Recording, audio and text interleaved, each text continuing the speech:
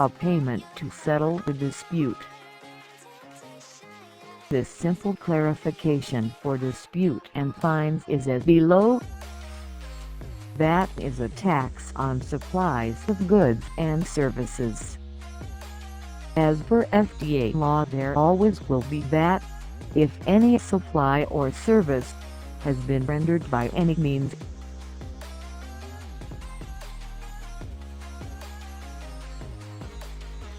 Therefore, no VAT is due if no supply takes place. Today our question is, as part of business arrangements, businesses will often make payments to compensate each other for any loss, omissions or other wrongdoings.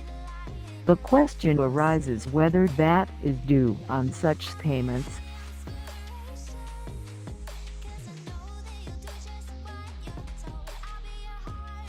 Summary: where a payment is not consideration for supplies, no VAT is due on the payment.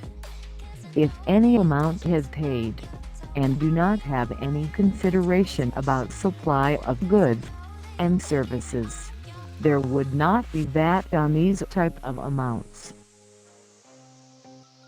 Detailed discussion.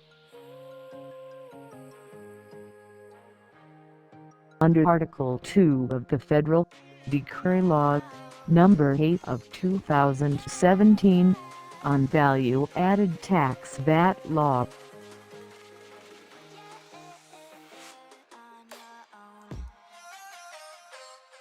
VAT is imposed, among other things, on taxable supplies of goods and services.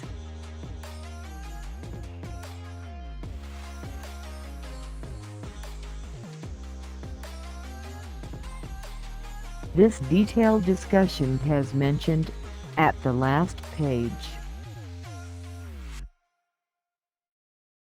1.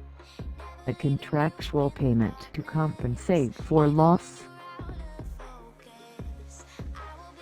An example of such a compensatory payment are liquidated damages. Liquidated damages are predetermined amounts that parties to an agreement designate during the formation of the agreement for the injured party to collect as compensation upon a specific breach, for example, for an early termination of a contract or a late performance. Compensation type payments. The purpose of such payments is not to provide consideration for provision of any goods or services but to compensate the party for loss of earnings. As such, the payments are outside the scope of VAT.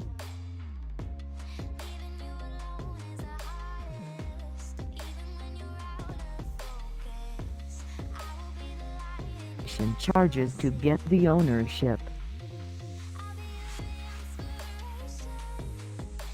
That does not, however, include where the contract allows the hotel guest to cancel the booking in return for a cancellation charge.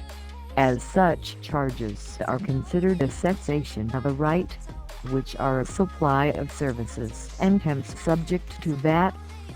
This is regardless of whether the hotel room remains available to the guest or not.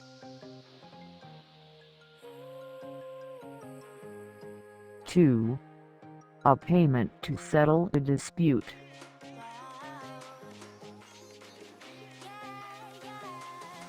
Reason behind the payment determines the VAT treatment. Where a dispute is settled, for example, in or out of court, and a payment is awarded to a party, it is necessary to consider the reason behind the payment in order to determine the VAT treatment. For example, compensation to change the price of the goods, where a payment is to enforce a contractual term.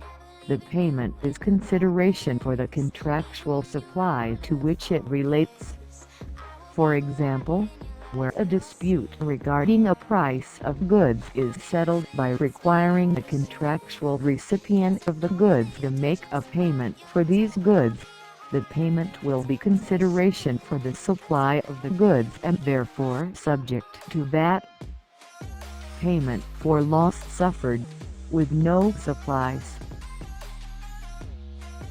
where a payment is in the nature of damages or compensation for any loss suffered by a party. The payment is not consideration for any supply and is outside the scope of VAT. For example, a payment for loss of earnings or a payment of interest in respect for a late payment of contractual consideration would not be a consideration for any supply.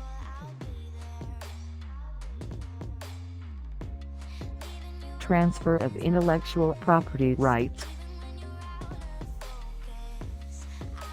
where a payment is in return for granting the right, then the payment is consideration for the supply of the right and may be subject to VAT. For example, a person may agree to allow another person to use its property including intellectual property in return for a payment. The payment is consideration for the supply of the right to use the property. So VAT is applicable against these type of payments. Number 3. Fine or penalty. A fine or penalty charge may be imposed for contravening terms of an agreement, performing an unlawful act, or otherwise be imposed, usually by government bodies, for breaches of statutory obligations. True fines and penalties are not consideration for any supply and therefore outside the scope of VAT. For example, a contract may stipulate that a party must make a payment if it breaches the term of the contract. The payment made as a result of a breach of a contract is in the nature of damages and therefore also outside the scope of VAT. Breach the term of the contract, if any payment is received as damages, will be outside the scope of the VAT. Fines not making supply, so there will be no VAT on fines. A fine or penalty may be imposed by a government authority for an unlawful act. For example, a speeding fine or fine for incorrect parking.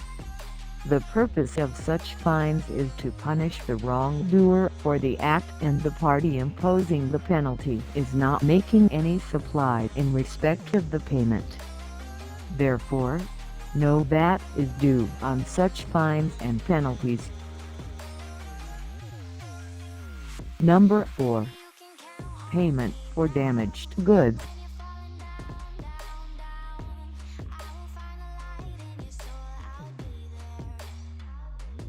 Where a person has damaged or lost goods belonging to another person, for example, damaging the leased car, it may be required to make a payment to compensate for the damage or loss.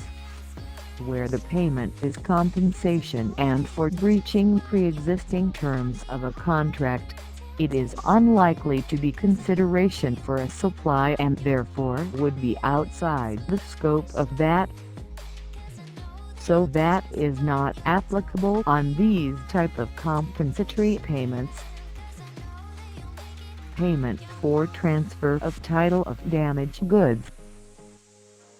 In other circumstances, there is likely to be consideration for a supply.